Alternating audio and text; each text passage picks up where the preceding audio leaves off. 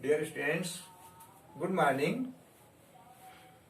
आज के इस वीडियो में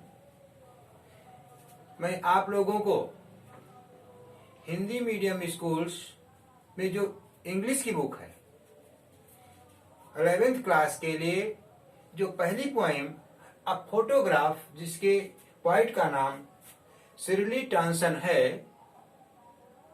की सेंट्रल आइडिया के विषय में आपको बताने का प्रयास कर रहा हूं। आपसे ये अपेक्षा है कि इस सेंट्रल आइडिया को देखने के बाद में, पढ़ने के बाद में आप अपने अन्य सहपाठियों को भी इसको अनिवार्य रूप से शेयर करें, जिससे वो भी इसका लाभ ले सकें, तथा जिन लोगों ने अभी तक हमारे इस चैनल को सब्सक्राइब न किया हो, अनिवार्य रूप से इसको सब्सक्राइब कर लें, जिससे हमारे आने वाले समस्त वीडियो आप लोगों तक आसानी से प्राप्त हो सकें। सबसे पहले हमको इस फोटोग्राफ के विषय में आपको ये बताना है कि फोटोग्राफ एक ऐसा सिस्टम होता है, एक ऐसी विधा होती है जो किसी भी व्यक्ति के बचपन से लेकर के उसके जीवन पर्यंत बढ़ते हुए जो उसका जो जीवन चक्र होता है, उसकी पूरी जीवन की जो कंडीशंस है, जो शारीरिक बनावट है, पूरी बात की व्याख्या करता है।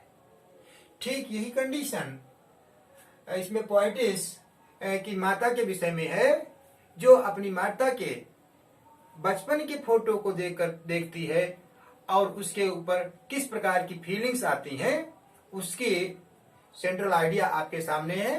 तो देखिए, सबसे पहले हमने आपके सामने लिखा है, the central idea of the poem a photograph is this, that poetess expresses her grief to see her mother's photo। देखिए, कवित्री अपनी माता के जब फोटो को देखती है और उस कंडीशन में जब उसकी माता इस धरती पर नहीं होती है, तो उसकी फोटो को देख करके उसको अपनी माता के साथ में ही उसकी यादें ताजी हो जाती हैं, और इस कारण वह फोटो को देख करके बहुत ही दुख फील करती है। तो उसी बात को यहाँ पर मैंने लिखा है, the central idea of the poem a photograph is this. Photograph कविता की सेंट्रल आइडिया यह है कि the poetess expresses her grief to see her mother's photo. कवियत्री अपनी माता के फोटो को देख करके अपना दुख प्रकट करती है। When her mother was 12 years old, जब उसकी माताजी 12 वर्ष की थी। 12 वर्ष की कंडीशन में ही उसकी माता बीच पर अपनी 2 बहनों के साथ में, चाचा जी के साथ में छुट्टी बिताने के लिए जाती हैं। तो वहां का यहाँ पर कवित्री ने इस पोएम में वर्णन किया है, तो वही यहाँ पर बात मैंने आपके सामने रखी है। When her mother was 12 years old, जब उसकी माताजी 12 वर्ष की थी, she went to spend holidays on a beach with her 2 cousins, Dolly and Betty, with her uncle। Dolly and बेटी ये उसकी चचेरी बहनें थी।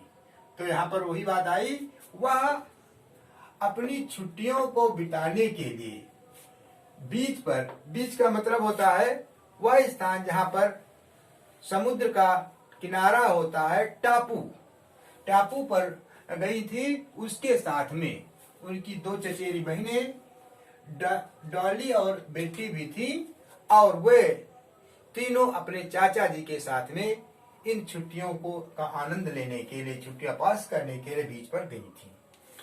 While she was paddling, paddling का मतलब होता है अपने पैरों के द्वारा तैरना।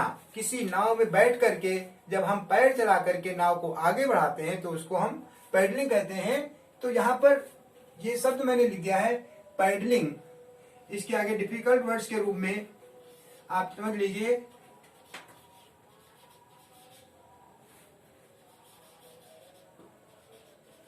पैडलिंग मीन्स तैरना। तैरना अर्थात नाव को अपने पैरों के द्वारा, पैडल से बना है पैडलिंग। नाव को जब हम पैडल से चलाते हैं तो हमारी नाव आगे बढ़ती है। तो यहाँ पर वही कहता है व्हाइल शी वाज पैडलिंग, जिस समय वह उस नाव को अपने पैर के द्वारा तैराती है, अर्थात वो जब तैरती है, हर अंकल टुक ए फोटोग्राफ, उसी समय उसके चाचा जी उसका एक फोटोग्राफ लेते हैं।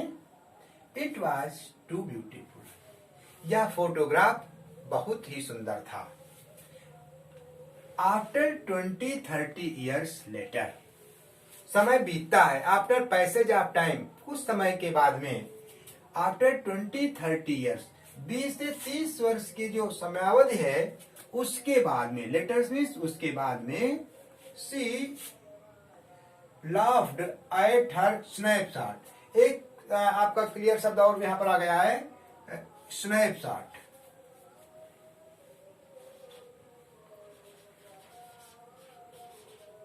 स्नैपशॉट मीन्स होता है फोटो, फोटोग्राफ।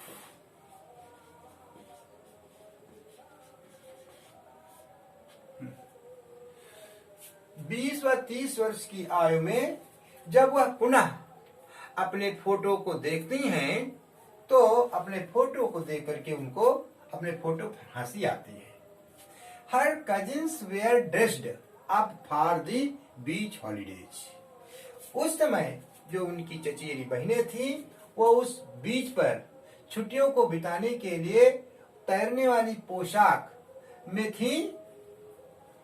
ये इसकी मिडिल लाइन्स हैं और अंत में जैसा आपकी पॉइंट में बताया गया है, जो लास्ट की लाइनें आती हैं, at last step the poetess remembers her dead mother. इसके अंत में, कविता के अंत में जो कवित्री है वह पुनः अपने दिवंगत माता की याद करती हैं with a heavy heart. Heavy heart means काफी दुखी होना, बहुत ज्यादा दुखी होना। अपने माता को दुखी होकर के कवित्री अंत में काफी दुखी है।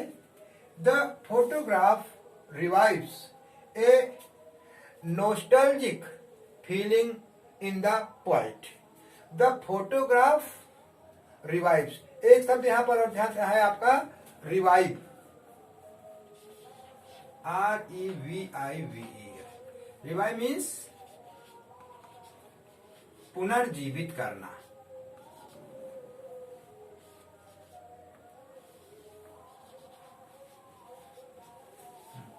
तो हो गया द फोटोग्राफ रिवाइव्स, फोटोग्राफ पुनर्जीवित कर देता है ए नॉस्टैल्जिक, यहां पर शब्द आया नॉस्टैल्जिक,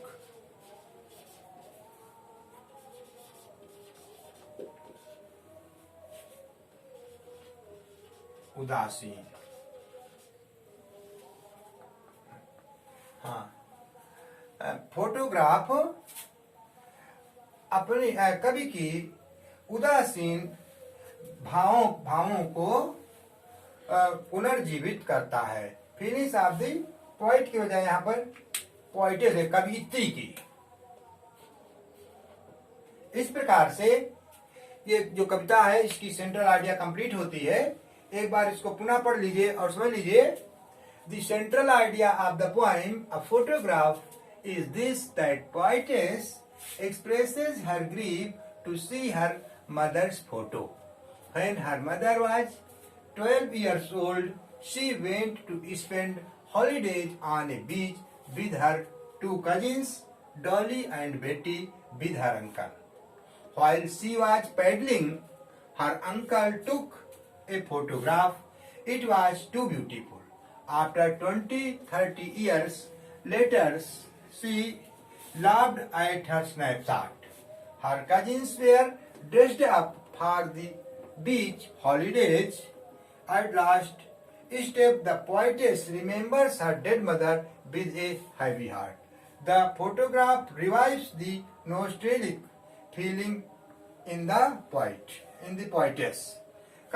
फोटोग्राफ कवित्री में की उदासीन फीलिंग्स को, भावनाओं को पुनर्जीवित कर देता है। इस प्रकार से सेंट्रल आइडिया हमारी इस पोएम की समाप्त हो गई। अब आपका इस सेंट्रल आइडिया को अच्छी प्रकार से समझना है तथा लिखना है। अवश्य पुनः आपसे वही बात दोहराऊंगा, यदि हमारे ये सेंट्रल आइडिया आपको अच्छी लगे तो आप इसको शेयर करना, सब्सक्राइब करना कतई न भूलें, तथा यदि आपने अभी हमारे इस चैनल को सब्सक्राइब न किया हो तो इसको सब्सक्राइब अवश्य कर लें। धन्यवाद।